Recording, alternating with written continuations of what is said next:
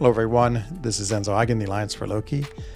And I wanted to make this video just because I've been thinking a lot about sort of the cycle of rank ups for rarities. So right now we're at 7-star rarity, and the highest level we have is rank 4.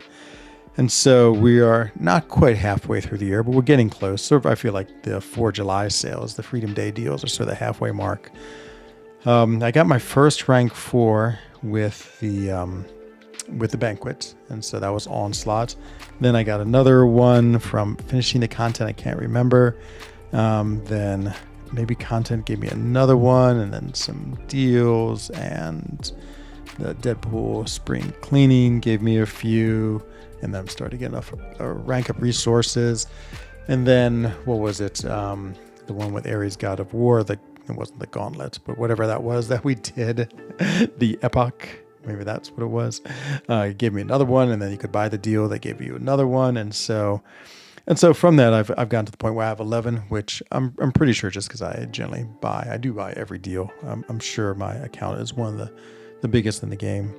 And so when you think about that, it's like interesting because like when the banquet came out, I had 1, but that didn't really scale too much against everyone else. Like most people had plenty of rank 3s. Like if I had 50, other people had 30 or so, or even 20. So you could still build a pretty big battleground deck. And then even when I had 1 from the banquet, pretty soon people got 1 from completing the content. Wow, what's the name of that content? It so has escaped me. I will know it as soon as I see it. It was, maybe it was the Gauntlets and Eternity of Pain. I can't remember what it was. Was it Eternity of Pain? Is that with the Epic? There it is, the Epic of Pain. That's what it was. And so at some point, like I might have had like 2 or 3, but other people had 1. So it was pretty even, I would say, power wise. Now, I would say my power is growing because I don't see too many people with this many rank 4s at all. Some people have like 3, 4, 5. It's pretty normal. A few have like 7 or 8. But then, of course, as I said, like having 11, I'm sure is like on the very, very like outer end of the most. There's probably there definitely are a few people who have more, but not that many. And then right when we reach the halfway mark of the year, which is the Freedom Day deals, which usually has a huge amount of rank up resources, I would not be surprised if I could do 5 more rank 4s. So that would give me like 20, let's say, or close to 20. No, maybe it's too many. So 11, 16. So that'd give me 16, basically half a battleground deck. I feel like that's the point when sort of in this rarity cycle, in this cycle of rank ups where like the spenders most overpower the non-spenders. So up until this season, like my battleground deck was good, but with the bans they could take away 3 of my rank 4s basically. Let's say I had like 7, so 3 of them are gone. That means I have 4 left, so it's pretty close in power. Like 4 more I don't think is that great an advantage, but now I'd say starting this season, which starts in 21 hours, I will have a pretty big advantage power-wise, and I knew it last season too. Like generally my strategy often was just to ban their rank 4s, even if I had them too, and then just sort of use my power advantage to win. And so that's definitely a spender strategy, but it seemed to work. I did okay. I got Mysterium too. And so this season I think is going to be even better at my strategy because, again, having 11 now, just been able to do 2 pretty recently. I think will give my account a pretty big advantage over more skilled players who don't have as good as accounts. And so I think for July, the Freedom Day deals, again, like I plan to get every deal I can. I think once again that'll give me a pretty big roster, and I think that my roster will be at the biggest point of the game.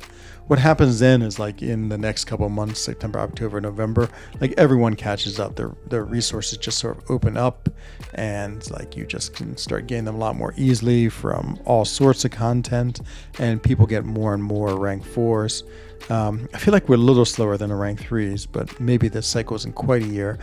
But I always feel like Kabam wants to plan it so at the banquet you can get the next rarity level. So I would guess even if it's a little slower than normal, like when we get rank 5, 7 stars, there'd probably be one for what was it, top 60 or top 90. I wouldn't be surprised if it's the same thing again, whether or not they're sort of like going a little more slow to get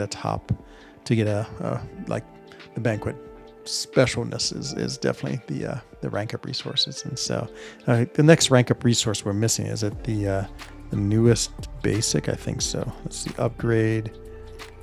No, it's the newest alpha. So the tier 5 alpha is the next asset, so that we need to do a lot of big rank ups. So just sort of interesting to think. And I would say, like, yeah, basically from January to maybe like middle April, like my Battlegrounds account wasn't measurably stronger, just because, yeah, with 3 or 4 or 5 rank 4s, I don't think I have too big an advantage. And I noticed that too. But now, again, as I said, now the advantage is getting bigger and bigger. And then also, also after 4th July, or I guess it's 27 June, so not too far away, then I have a huge advantage for a while. So I guess I need to push to try to make Celestial at least once in my MCOC career. Anyway, just some interesting thoughts. I don't know why I've been thinking about that, and then wanted to make a video about it, but sort of just want to put that out there and see what people think about it. And so, yeah, I really feel like you can almost look at like a power level of like everyone. And so I think we all get sort of even in December, January, and then the power goes to the spenders, and culminating at its highest point in the end of June, beginning of July, and then it slowly goes back down to where all roughly equal, or sort of equal. Yeah, of course, spenders will always have a big advantage. The other thing that's interesting about spending, though, it just gives you advantage for like a year, and then you have to spend again, because 3 years ago, assuming if we had Battlegrounds 3 years ago, like the fact that I'm getting like rank 5, 6 stars is meaningless now. And so yeah, it is a perpetual cycle that you have to engage in if you want to like always have like the biggest, best accounts. So yeah, pretty clever, Kabam. You are evil geniuses. I think confirmed. Anyway, hope you enjoyed this video. Just curious what you thought about it. Maybe it's too much rambling, but yeah, just as I said, just wanted to make this video, see what people thought about this, and yeah, hope you enjoyed it. So anyway, I'll see you again soon in another video. Take care, everyone. Bye-bye.